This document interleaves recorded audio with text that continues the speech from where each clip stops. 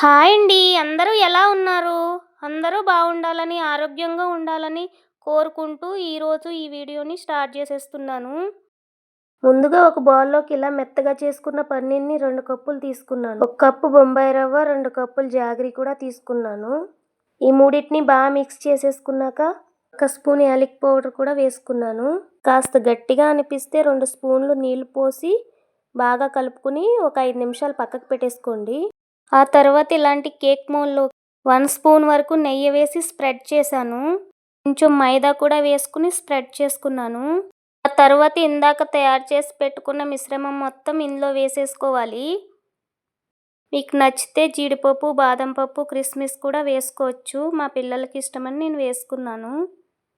ఇప్పుడు స్టవ్ వెలిగించుకుని ఒక మందంపాటి గిన్నె పెట్టుకుని అందులో గ్లాస్ కల్లుప్పు కానీ సాల్ట్ కానీ పోసుకుని ఇలాంటి ఒక స్టాండ్ పెట్టుకుని ఇందాక రెడీ చేసి పెట్టుకున్న బౌల్ తెచ్చి ఇందులో పెట్టేసుకుని స్టవ్ని సిమ్లో పెట్టుకుని 30 మినిట్స్ వరకు ఉడికించాలి.